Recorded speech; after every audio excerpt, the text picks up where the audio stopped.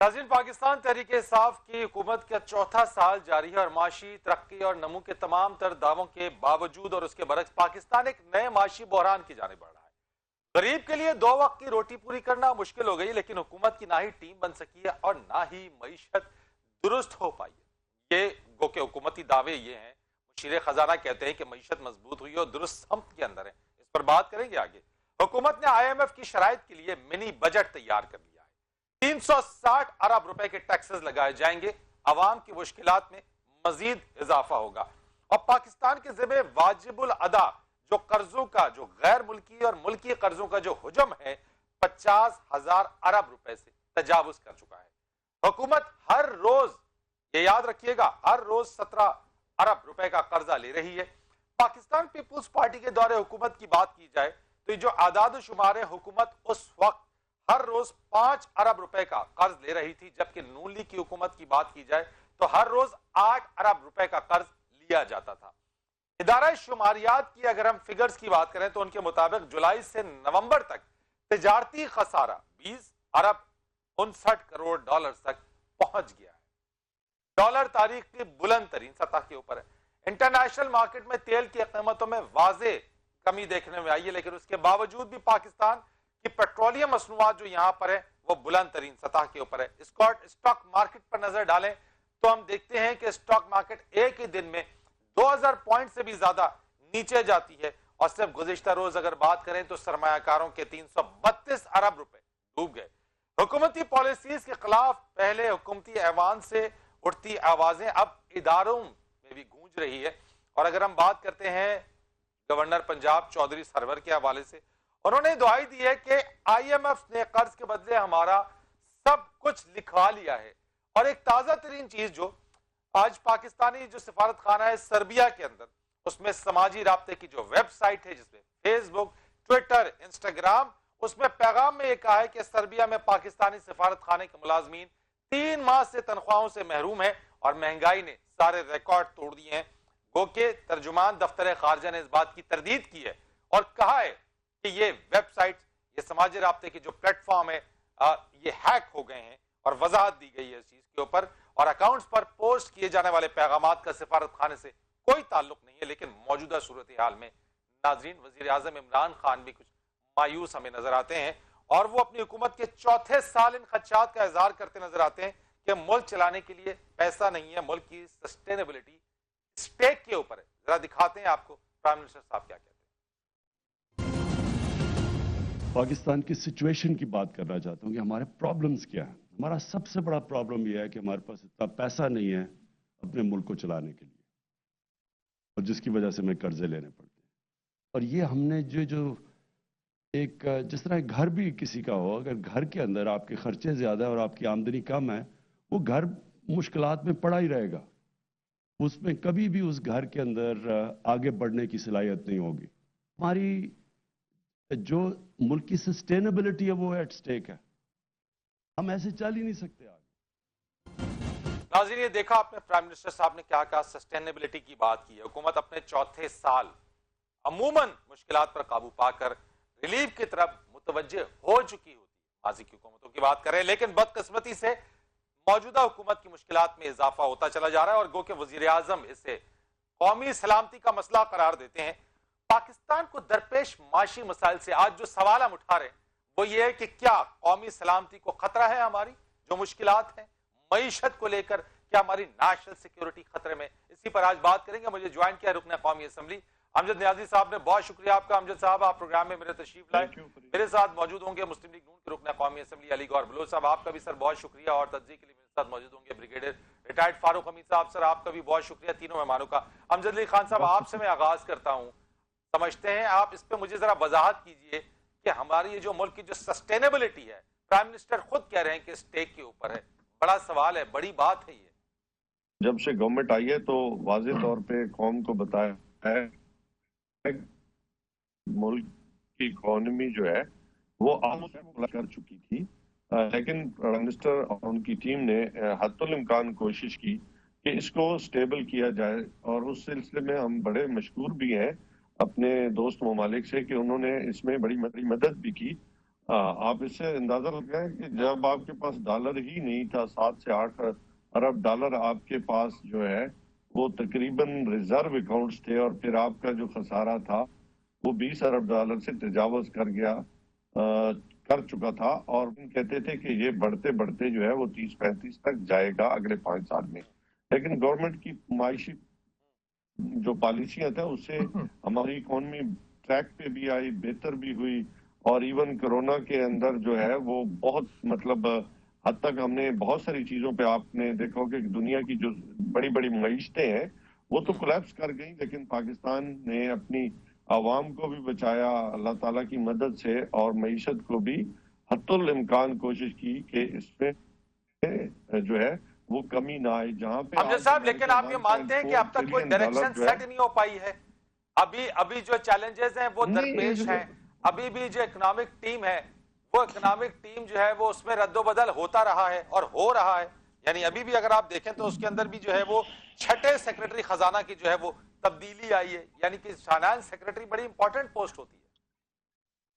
फरीद, इसमें कोई दूसरी हमने कभी राय ही नहीं रखी। जब आपका फाइनेंस मिनिस्टर जो आपका हमारी जो साबिका हुकूमत थी मुस्लिम लीग की, जो वो भाग के चला गया, तो वो क्यों सारी चीजें नहीं बता के गया? इसमें कोई दूसरी देखिए, जब आपकी पूरे जहां आज पूरी दुनिया जो है वो डॉक्यूमेंटेड इकोनॉमी के ऊपर चल रही है, और पाकिस्तान जो एटमी पावर भी है वो अपनी इकोनॉमी को डॉक्यूमेंटेड कर सके, तो सवाल के निशान तो आपको पहले दिन ही मिल जाता है। इसमें कोई तो है नहीं। हम हत्तुल इम्कान कोशिश कर रहे हैं कि इसकी पाकिस्तान की इकोनॉमी को जो है वो संभाला जा सके, और ट्रैक सर तो वो डॉक्यूमेंटेड करने में तो आपको भी बड़े घुटने, आपने भी घुटने टेक दिए ना। आप ही के आबीआर के चेयरमैन शब्बर जैदी साहब भी थे, वो भी घुटने टेक के चले गए। यानी उनके सामने जो नाफियाज, मैं कहूंगा उनको कि जिनको आपने डॉक्यूमेंट करने की कोशिश की, वो अपनी जगह पर है, शब्बर जैदी साहब चले गए।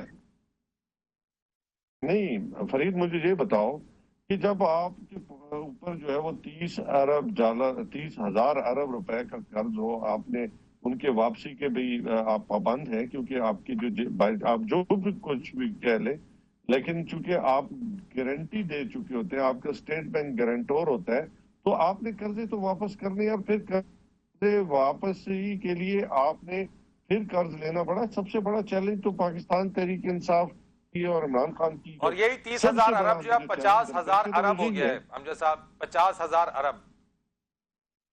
बिल्कुल, इसमें नहीं, इसमें मैंने पहले कहा कि वो क्यों हुआ है, तो ये भी तो सोचे ना कि आपने डेट कितना वापस करना था, आपने रीपेमेंट्स कितनी करनी थी, आपके इदारे जो है वो कैसे चलते जब आप अपने 80 से 90% से भी ऊपर जो आप डेट को वापस करते हैं, और फिर डेट को देने के लिए भी आपको कहां से मुझे देखें? आप तो देखें, जब आप मुल्क को बेकारी बना दिया गया तो सॉवरेंटी तो फिर पहले दिन ही क्वेश्चन मार्क हो जाती है। तो इसमें कोई पहले हमने कभी ये नहीं कहा कि आप कोई इसमें कोई शक को शुबा या कोई दूसरी राय होगी। बिल्कुल सही बात है, इसमें खान साहब ने कोई गलत तो नहीं कहा कि आप जब हाथ किसी के आगे फैलाते हैं तो लाजमी बात है कि वो हाथ फैलाना कोई आसान काम तो नहीं है। जब आपके मुल्क का प्राइम मिनिस्टर जाता है तो कोई मांगना कोई आसान काम नहीं है, मुश्किल काम है। वहां पे दुरुस्त बात आपने कहा, आपने बिल्कुल दुरुस्त बात कही कि किसी के सामने हाथ फैलाना कोई आसान काम नहीं है, लेकिन अगर माजी में हुकूमतों ने हाथ फैलाए तो मौजूदा हुकूमत को भी हाथ तो फैलाना ही पड़ा। अली गौहर बलोच साहब, जब मांगा जाता है, कर्ज मांगा जाता है, तो मुल्क की सॉवरेनिटी जो है उस पर सवालिया निशान उठ जाते हैं, लेकिन सस्टेनेबिलिटी मुल्क की स्टेक के ऊपर है। आप समझते हैं कि इस वक्त जो माशी जो इकॉनमी हमारी है, मईशत है, वो हमारी नेशनल सिक्योरिटी का मसला बन चुकी है इस वक्त? बिस्मिल्लाहिर्रहमानिर्रहीम। देखिए फरीद, मैं कोशिश करूंगा, अगर आपने मुझे न्याय साहब जितना टाइम दिया, अमजद भाई जितना, तो मैं आपको अपना मौका वादे करके बता दूंगा। देखिए, गुजारिश ये है कि इनका सबसे पहला तो नारा ये था कि जिस दिन हमने इक़्तिदार में आना है उसी वक्त कितने अरब जो हैं वो जिस वक्त हम इक़्तिदार में आएंगे उसी वक्त कितने अरब रुपया जो है बाहर से लोग पाकिस्तान भेज देंगे, और इतने अरब रुपए से हम लोगों के मुंह पर मारेंगे जिनके कर्जे मुल्कों के वापस करने हैं, और कितने अरब से हम नौकरियां और कितने लाख घर बना देंगे और कितने नौकरियां लाखों में तकसीम कर देंगे, ये नारा इन्होंने लगाया था। ये तो कहते थे कि जिस वक्त हमारी हुकूमत थी उस वक्त इकॉनमी बड़ी खराब थी। देखिए, कंपैरिजन किया जाता है ना कि जब पीपल्स पार्टी की गवर्नमेंट थी उसका कंपैरिजन आप हमारी गवर्नमेंट से करेंगे, फिर हमारी गवर्नमेंट का कंपैरिजन इनसे करेंगे। दो तीन बड़ी सिंपल बातें। जब हमारी गवर्नमेंट थी उस वक्त महंगाई की जो शरह थी वो सिंगल डिजिट में 4% और 4 से कम और 4 से थोड़ा सा ऊपर। आज आप देख, आपकी हुकूमत को कोविड भी नहीं मिला था? नहीं, उसको दहशतगर्दी का चैलेंज था, उस वक्त एनर्जी क्राइसिस थे। मैं यही गुजारिश कर रहा हूं कि मुझे मेरी बात प्लीज मुकम्मल करने। गुजारिश ये है कि नहीं, मैं बिल्कुल मुकम्मल करने दूंगा आपको, मैं पूरा टाइम दूंगा गौर साहब, मैं आपको पूरा टाइम दूंगा, मैं बिल्कुल आपको, लेकिन बीच बीच में मैं कुछ चीजें होंगी वो आपके गोश गुजार कर दूंगा ताकि आप उनको ऐड करते रहिएगा। एनर्जी और दहशतगर्दी जो थी वो पूरी दुनिया का मसला नहीं थी, कोविड पैंडेमिक था, इंटरनेशनल मार्केट्स मुतासिर हुई। भाई बात यह कि चले मैं आपकी इस बात का भी जवाब देता हूं, लेकिन मैं अपनी बात कंटिन्यू रखूंगा। देखिए, गुजारिश ये है कि उस वक्त जो महंगाई की रेशो थी वो 4% थी। उस वक्त चीनी जो थी वो 40 रुपए और 45 रुपए किलो मिलती थी। उस वक्त आटा सस्ता था। आज जो खाद की बोरी ब्लैक रेट में 10,000 रुपए में भी इस नालायक हुकूमत और करप्ट हुकूमत से मुहैया निकली जा रही, उस वक्त वो 2400 रुपए में मिलती थी डीएपी खाद की बोरी। उस वक्त अद्वियात के रेट जो आज के रेट हैं उस वक्त से अगर हम कंपैरिजन करें तो 5 से 600% बढ़ चुके हैं। उस वक्त जिम्मेदार को जो यूनिट था बिजली का वो 5 रुपए का मिलता था, आज 15 से लेकर 20 रुपए के दरमियान बिजली का यूनिट है। मतलब है कि ये तो मैंने आपको 2-4 चीजें गिनवाई, आप जिस चीज को मर्जी गिन लें। अगर हमने कर्जे लिए तो हमने बिजली पैदा करने के कारखाने लगाए, मुल्क की रोशनियां बहाल की, लोड शेडिंग का खात्मा किया। अगर हमने कर्जे लिए तो हम सीपैक जैसा प्रोजेक्ट लेकर आए जो पाकिस्तान की पूरी आवाम जानती है, पूरी दुनिया जानती है कि वो पाकिस्तान की जो है, मतलब है कि वो गेम चेंजर प्रोजेक्ट है पाकिस्तान की इकोनॉमी के लिए। लेकिन आज आप इस वक्त तो देखें कि उस वक्त टारगेट कराची में टारगेट किलिंग होती थी, हमारे हर दूसरे शहर में दहशतगर्दी के धमाके हुआ करते थे। लेकिन अल्हम्दुलिल्लाह ज़रबे अल जैसे जो ऑपरेशन किए गए और ये चीजें उस वक्त एड्रेस की गई, उन पर भी पैसा लगा और वो हमारे मुल्क का पैसा लगा। अली साहब, मेरे अली गौर साहब, ये वो चीजें जो हम जानते हैं, आप जो बात कर रहे हैं बिल्कुल ये जानते हैं और रिपीटेडली ये बात कही जाती रही है आपकी तरफ से, आपकी जमात की तरफ से। सवाल मेरा यही है कि आखिर ऐसा क्या हुआ जो आज जो है सस्टेनेबिलिटी जो है हमारी वो स्टेक पर आ गई है? ठीक है आपने किया, लेकिन ऐसा क्या हो गया अचानक से? क्योंकि आप कंपैरिजन करते हैं दहशतगर्दी को, आप कंपैरिजन करते हैं एनर्जी क्राइसिस को, लेकिन ये कहते हैं कि इनको चैलेंज का सामना रहा पैंडेमिक का। पैंडेमिक एक पूरी दुनिया का मसला रहा, कोविड पूरी दुनिया का मसला रहा, आलमी सतह पर प्राइसेस बढ़ी हैं, जिसको ये कहते हैं कि इसकी वजह से पाकिस्तान डिफॉल्ट नहीं किया, पाकिस्तान जो है फॉल नहीं किया, पाकिस्तान में लोगों को सहारा दिया गया, संभाला दिया गया। मैं आऊंगा आपकी तरफ, दोबारा आता हूं मैं जब ब्रिगेडियर साहब को भी गुफ्तगू में शामिल कर लूं। ब्रिगेडियर साहब मेरी गुजारिश सुनिए, आप कीजिए, चले मुकम्मल कर लें, आप कीजिए मुकम्मल। जी, मैं ये बात मुकम्मल कर रहा हूं। मैं ये गुजारिश कर रहा हूं कि देखें, आप कोरोना का पेंडेमिक की बात करते हैं, कोरोना के पेंडेमिक पे तो कल रिपोर्ट आई है कि भाई उसमें से ये 40 अरब रुपया खा गए। जब आपका हर वजीर, इमरान खान का हर जो मतलब है कि जो मिनिस्टर है, जो उसकी काबीना में बैठा है, जो उसके दाएं बाएं बैठा है, वो पाकिस्तान की अरबों रुपए खाकर इमरान खान को फायदा पहुंचा रहा है और उसकी एटीएम की जेबों में जा रहा है। जब आप मुल्क को दोनों हाथों से लूटेंगे, पाकिस्तान का भट्ठा कोरोना की वजह से नहीं बैठा, पाकिस्तान का भट्ठा आरटीएस सिस्टम बैठा के एक करप्ट और सिलेक्टेड गवर्नमेंट लाने की वजह से बैठा है। और जो कि कोरोना का फंड जो कि अरबों रुपए पाकिस्तान को खैरात में मिले थे, वो पैसा भी फ्री इन्होंने हड़प कर लिया, खा गए। ये मैं नहीं कह रहा, ये इनके ऑडिट रिपोर्ट्स बता रही है कि 40 अरब रुपया तो इन्होंने कोरोना का पैसा खा लिया। मुल्क में खुशहाली कैसे राइट हो गया। मैं गौर बलोच साहब, ब्रिगेडियर साहब को शामिल गुफ्तगू कर लूं, मैं ब्रिगेडियर साहब को गुफ्तगू में ले आऊं। आपकी बात जिसके अंदर हो गई है, मैं दोबारा जब आऊंगा तो फिर आपसे बात करूंगा। ब्रिगेडियर साहब, सवाल मैंने कर दिया था, सस्टेनेबिलिटी स्टेक के ऊपर है और नेशनल सिक्योरिटी का मसला, इस पर जरा कमेंट कीजिएगा। या तो आप ब्रेक ले लें या फिर मुझे भी 2.5-3 मिनट दे दें। जी आप लीजिए सर, आप लीजिए। ओके, ओके, बिस्मिल्लाहिर्रहमानिर्रहीम। बहुत शुक्रिया फरीद भाई। पहली बात है, इसमें कोई शक नहीं है, ये कौमी सलामती का इशू बनता नहीं जा रहा, बन गया है। कौमी सलामती, इकोनॉमिक सिक्योरिटी, बिल्कुल दे आर टोटली इंटरलिंक्ड। और मैं समझता हूं कि बड़ी एक गंभीर सूरत हाल डेवलप हो रही है।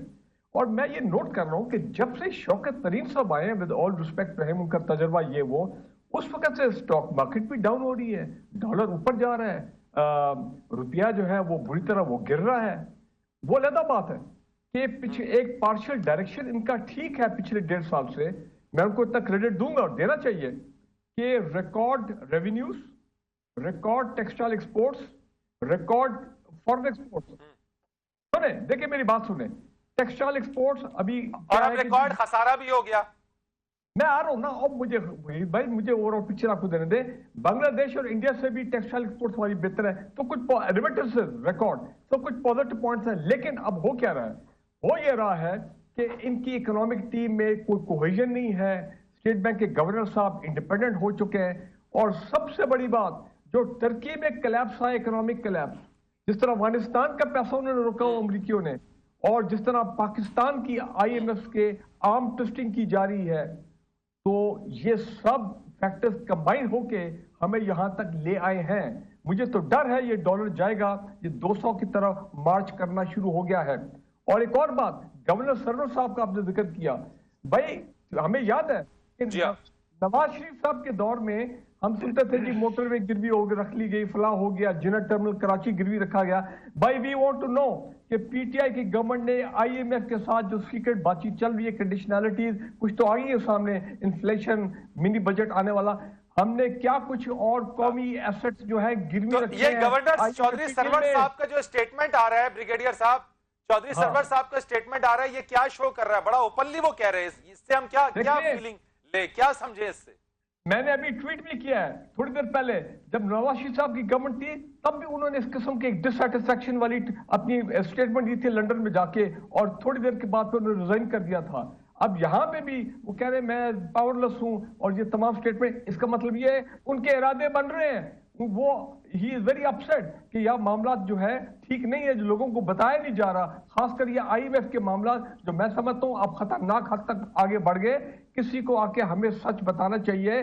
और दूसरी बात, हमारे दोस्त सऊदी अरेबिया, हमने कितनी उनकी मदद की है थ्रू 30-40 साल की, लेकिन आप देखें कैसी खौफनाक किस्म की वहां पे कंडीशन रखी गई है अपने एक दोस्त के लिए। मैं समझता हूं कि जाके ममालिक से, दोस्त ममालिक से पैसा मांगना, इससे ज्यादा हमारे लिए और ज्यादा शर्म का मकाम जो है वो नहीं हो सकता। राइट हो गया सर, आपने बात की है सच की, चौधरी सरवर साहब की बात की, माशी टीम में कोहेजन ना होने की। इसी सच को जान लेते हैं, जानने की कोशिश कर रहे हैं, शायद अमजद साहब हमें सच बताते हैं। एक ब्रेक मैंने लेनी है, ब्रेक के बाद आते हैं। तो ये जो सच्चाई है कोई तो बताए जो ब्रिगेडियर साहब कह रहे हैं, एक ब्रेक के बाद।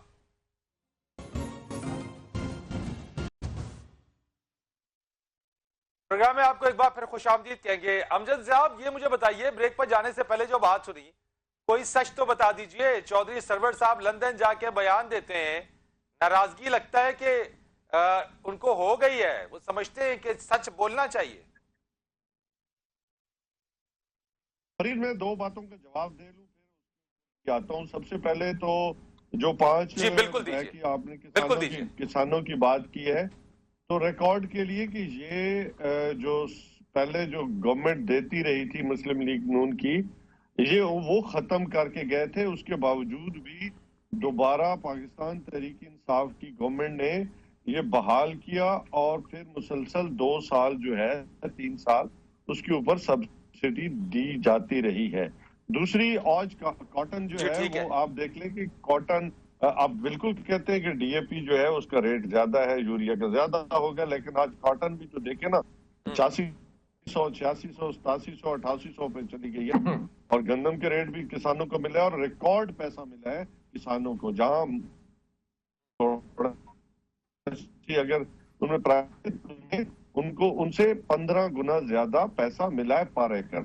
और फिर आपने कहा कि तयन होना चाहिए कौमी सलामती के हवाले से, आपने बड़ी खूबसूरत बात की है। मैं आज आपकी तवज्जो से पूरे पाकिस्तान को, अपने तमाम भाइयों को, अली को भी ये कहना चाहता हूं कि जितने भी इंटेलेक्चुअल हैं, माशी माहिरीन हैं, नेशनल असेंबली है, बैठ जाए और 1947 से लेके टुडे बैठ जाए कि किसने इकोनॉमी की डायरेक्शंस के साथ या इकोनॉमी के साथ क्या क्या खिलवाड़ किया, किसी ने गलती की, जानबूझ के की, नहीं की। मैं समझता हूँ तयन हो जाए।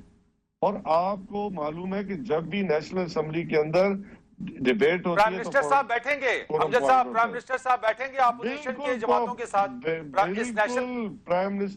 प्राइम मिनिस्टर बैठना चाहते हैं, प्राइम मिनिस्टर बात करना चाहते हैं। प्राइम मिनिस्टर तो कहते हैं कि ऑन बोर्ड सब चीजों को सामने आना चाहिए। इसलिए देखो प्राइम मिनिस्टर ने कोई चीज नहीं छुपाई पाकिस्तानियों से। उन्होंने तो कहा कि जब राइट हो गया, अपना कशकौल लेके किसी भी मुल्क के पास जाते हैं तो लाजमी बात है कि फिर आप उनकी कंडीशनैलिटी से इनकार भी तो नहीं कर सकते ना। आपके पास क्या है? ठीक हो गया, आपकी बात दुरुस्त हो गया। जब आप बेगर्स आर नॉट चूजर्स, बिल्कुल सही कहा आपने। जब आप मांगते हैं तो आपके पास ऑप्शन नहीं रह जाती है। बिल्कुल, मैं अली गौर बलोच साहब प्राइम मिनिस्टर साहब चाहते हैं बैठना। अमजद साहब इज रिप्रेजेंटेटिव, जिम्मेदार आदमी है, प्राइम मिनिस्टर साहब के क्लोज हैं, वो कहते हैं पीएम साहब बैठना चाहते हैं। आप लोग भी बैठ जाइए ना, नेशनल कोहेजन के लिए, माशी तौर के ऊपर। इस वक्त सस्टेनेबिलिटी स्टेक के ऊपर है, नेशनल सिक्योरिटी का मसला बन गया है सारा। देखिए बात मैंने तो पहले भी यही गुजारिश की है कि जब आप गैर नुमाइंदा लोगों को हुकूमतें पकड़ाएंगे, जब आप अवाम का वोट चुरा कर हुकूमतें बिठाएंगे आरटीएस सिस्टम बंद करके, और अगला इलेक्शन ईवीएम के जरिए चुराने का मतलब है प्लानिंग करेंगे, और आपके पास एक जादू वाले डिब्बे के लिए फंड देने के लिए अरबों रुपए हैं, लेकिन जो पाकिस्तानी लोग खुदकशियां करने पर मजबूर हो गए हैं, जो महंगाई की वजह से, गुर्बत और अफलास की वजह से, मतलब है कि रोज फाकों में मुब्तला हो गए हैं, अस्पताल से अद्वियात गायब हो गए हैं, बिजली के बिल लोग देने से कासिर हो गए, गैस के बिल देने से कासिर हो गए, तो फिर सिक्योरिटी का मसला तो बनेगा। आप डिफॉल्ट की तरफ जा रहे हैं। आपने अली भाई एक सवाल पूछूं आपसे, एक बात पूछूं जो आप बार बार कहते हैं कि आरटीएस यानी गैर मुंतखब, ठीक है, मैं तो आपके सवाल से पूछ रहा हूं कि उसी इलेक्शन प्रोसीजर से, उसी आरटीएस से आप भी तो मुंतखब होकर आए हैं, शहबाज साहब भी तो मुंतखब होकर आए हैं, नून लीग के और भी तो लोग हैं जो कौमी असेंबली में मुंतखब होकर आए हैं, तो फिर उनके लिए आपके लिए ठीक कैसे, उनके लिए गलत कैसे? देखें, जो इस सारी फिल्म के डायरेक्टर होते हैं ना, जो पीछे बैठे होते हैं, जो के डायरेक्शन दे रहे होते हैं, उन्होंने टारगेट की हुई होती है सीट्स के, इतनी सीट्स फलां पार्टी को हरवा देनी है। और ये तो ड्रामा तब से शुरू हुआ था जब ये धरने शुरू हुए थे, जब कौमी असेंबली पर हमला हुआ था, जब पीटीवी का कब्जा किया गया था, ये जब सुप्रीम कोर्ट के इर्द गिर्द कब्रें खोदी गई थी, ये ड्रामे, जब पनामा की बात की और अकामा के ऊपर मियां नवाज शरीफ साहब को नाअहल किया गया, तो ये तो ड्रामा तब से चल रहा था। ये कोई एक रातों रात, हाँ, जो रहती कहती कसर थी वो आरटीएस सिस्टम के जरिए निकाली गई। यहाँ पर आपको पता है कि पार्टियां तोड़ी और बनाई जाती हैं, यहाँ पर वोट चोरी किए जाते हैं, यहाँ पर एक पार्टी के लोगों को निकालकर दूसरी में शामिल किया जाता है। ये सब कुछ धांधली के जुमरे में। क्या हमारा मुल्क मैं आता हूं सर, मैं आऊंगा सर, ठीक है। मैं ब्रिगेडियर साहब, ये जो बात आप सुन रहे हैं, नेशनल कोहेजन की बात अगर की जाती है, यहाँ पे आपस में मिलते नहीं है, लेकिन इनको बिठाएगा कौन? यानी ये खुद तो नहीं आपस में बैठे, मसला हल कैसे होगा? किसी को जबरदस्ती फिर बिठाना पड़ेगा सबको एक साथ। देखिए, पहली बात तो ये है कि इमरान खान साहब भी चोर डाकू के माइंडसेट से अब निकल रहे हैं और ये लफ्ज इस्तेमाल नहीं करते हैं फॉर दी ऑपोजिशन को भी चाहिए ये डायरेक्टर सिलेक्टेड इस माइंडसेट से निकले, और जब एक नेशनल क्राइसिस हो, इकोनॉमिक क्राइसिस हो, सिक्योरिटी के मामलात हो, तो इनको अब काफी हो गया भाई, 4 साल इलेक्शन अब ड्यू है, ये बैठे गवर्नमेंट भी और ऑपोजिशन बैठ के एक मीनिंगफुल इनका आपस में डायलॉग होना चाहिए, number 1। Number 2, for the PTI government, bike privatisation नहीं हो रही है, स्टील मिल किधर गया, कोई खबर नहीं है, स्विफ्ट अकाउंट से पैसे आने थे, कुछ नहीं आ रहा। उसके बाद आप ये देखें कि इनको कोरोना फंड से $2.25 अरब मिले थे आज से 2 महीने पहले, तो वो एक अच्छा क्वेश्चन था इनके लिए।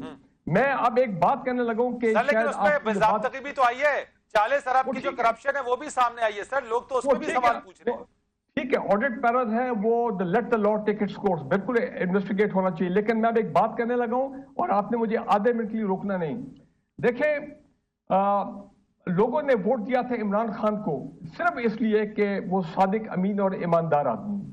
लेकिन अब समटाइम्स कुछ लोग ये वंडर करते हैं, शायद मेरे जैसा बंदा भी अब ये सोचने पे मजबूर हो गया है, क्या पाकिस्तान को वाकई एक सादिक और अमीन चाहिए, या वो लोग चाहिए जो कि सादिक अमीन ना हो, रवायती लोग हो, रवायती सियासतदान हो। अब अनफॉर्चुनेटली क्या इसका मतलब ये है कि नवाज शरीफ साहब विल कम बैक, जरदारी साहब विल कम बैक? एक बड़े डिलेमा में हम इस वक्त फंस चुके हैं कि भाई एक सादिक और अमीन जो है वो क्यों नहीं सूट कर रहा पाकिस्तान को आगे ले जाने में। हो सकता है अभी ना हो, 1-1.5 साल तक और हालात बेहतर हो जाए, ये सोच अब लोगों के जेहन में आ रही है। मैं आपको बता रहा हूं। साहब, क्या हवाओं का रुख तब्दील होता देख रहे हैं आप?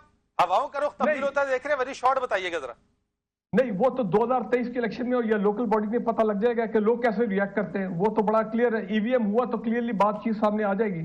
But the government has to deliver अगले 1-1.5 साल के अंदर, नहीं तो मैं बता रहा हूँ शायद पीटीआई गवर्नमेंट की छुट्टी हो सकती है। आवाम जो है वो फिर आपको पता है दूसरी तरफ भी राइट हो गया। आपने कहा गवर्नमेंट हैज टू डिलीवर, हुकूमत को डिलीवर करना है अगले 1 से 1.5 साल में, वरना तो फिर छुट्टी हो जाएगी और लोग इस चीज को फिर चांस दोबारा नहीं देंगे जो भी उनका आखिर राय दी इस चीज के अंदर। एक ब्रेक लेते हैं, ब्रेक के बाद आके इस पर मजीद बात करेंगे और अमजद साहब से इसी पर बात करेंगे कि 1 से 1.5 साल मौजूद है इनके पास, क्या प्लान्स हैं डिलीवर करने के लिए।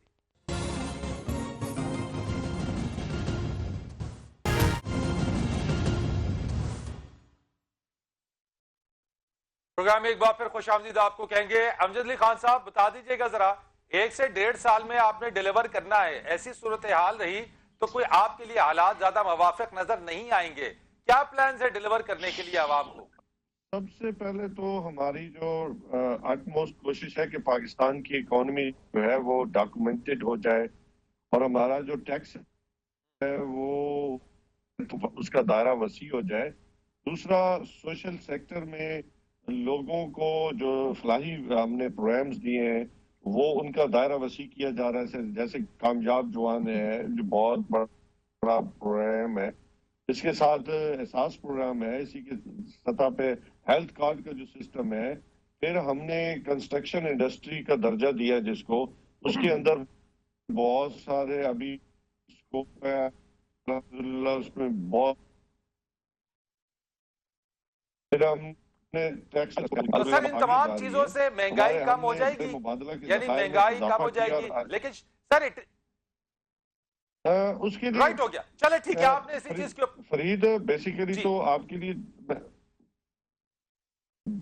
लिए थोड़ा सा मुश्किल वक्त और है, लेकिन उम्मीद है क्योंकि डिमांड और सप्लाई में जहाँ आप यूरोप फंसा हुआ है वहाँ पाकिस्तान ने इसके लिए भी एक प्लानिंग की है कि हम किस तरीके के साथ अपने जो अवाम है उनको किस तरह राइट हो गया। सर आपने कहा मुश्किल वक्त है और उसके लिए प्लानिंग की जा रही है हुकूमत की। अली और बलोच साहब, इस सारी सूरत हाल के अंदर एक बड़ा मामला ये है कि 1 से 1.5 साल डिलीवरी के हैं, गवर्नमेंट के लिए सपोर्ट करेंगे कुछ आप, कि कुछ सपोर्ट उनको दे दें या फिर तनकीद ही करते रहेंगे, क्रिटिसिज्म करते रहेंगे? बात तनकीद की नहीं, हुकूमत का काम डिलीवर करना है। लेकिन सबसे पहली बात यह कि हुकूमत कैसी हो। अभी ब्रिगेडियर साहब जो हैं, जो मतलब है कि ये इस इमरान खान को सादिक और अमीन की चर्चा कर रहे थे, वो सादिक और अमीन तो डस्का में वोट चोरी करते हुए पकड़ा गया और पूरी पाकिस्तान की सरकारी मशीनरी उस सादिक अमीन ने अपने साथ मिलाई हुई थी। फिर उसका चीफ मिनिस्टर भी जो है वो भी वोट चोरी करते हुए पकड़ा गया। वजीर उसके चीनी और आटे के ऊपर, इमरान तो बेचारा, ये अमजद खान तो मेरा भाई शरीफ आदमी है, उसके जो वजीर हैं जो काबीना में बैठे हैं वो उसकी एटीएम मशीनें तो रोज खाई जा रही हैं, दिन रात एक किया हुआ है, रोज मतलब कोरोना का फंड तक खा गए हैं, बीआरटी पिशावर खा गए हैं, आटे और चीनी में अरबों रुपए खा गए। तो ये सादिक और अमीन कहां से आ गए जनाब ब्रिगेडियर साहब? इस सादिक और अमीन और वो जो एक चीफ जस्टिस को इन्होंने साबिक, वो साकिब निसार था, उनके भी हालात पूरी दुनिया, वो डैम फंड किधर गया वो तो अब नजर ही नहीं आते, जो सेल्फियां बनाते होते थे पीटीआई के एमएनए एमपीएस के साथ और वुजरा के साथ। ठीक, अली गौर साहब, मैं आपकी इसी बात को जरा लास्ट कमेंट लेता हूं ब्रिगेडियर साहब से। राइट हो गया, आपको मैंने दे दिया सर। ब्रिगेडियर साहब, लास्ट कमेंट सर, ये बोरान बढ़ता हुआ देख रहे हैं या कोई सलूशन होगा? मैं एक जवाब कुछ दे दूं। इमरान खान को सादिक और अमीन चीफ जस्टिस अपना सुप्रीम कोर्ट ऑफ पाकिस्तान ने किया था, हमारे लिए सुप्रीम कोर्ट का जो भी फैसला है वो फाइनल होता है। आगे चलें, देखें इनको अब चाहिए कि जो गरीब लोग हैं, जो मिडिल क्लास और के लोग हैं, उन पे खुदारा ये जो मजीद आ रहा है आपका मिनी बजट, उन पे टैक्सेस ना लगाए। सुपर रिच, जो tax the rich and the super rich, उनको पकड़े। वो तो लग गए सर। नहीं, कंस्ट्रक्शन इंडस्ट्री जो है, जो एफपीआर ने वैल्यूएशन की, कंस्ट्रक्शन इंडस्ट्री जो है पिछले 3 दिन से वो कह रहे हैं कि हम तो चल ही नहीं सकते हैं। अच्छा भला एक रेवेन्यू मिल रहा था, उसको क्यों डिस्टेबलाइज किया जा रहा है? प्राइवेटाइजेशन करी, स्टील मिल हो गए, बाकी बड़े बड़े प्रोजेक्ट। ठीक हो गया sir, thank you so much sir, बहुत शुक्रिया sir. I have to end up sir, I am really very sorry but I have to end up sir. बहुत शुक्रिया आपका फारूक मीर साहब, अमजद साहब और अली गौर साहब। फरीद को इजाजत दीजिए।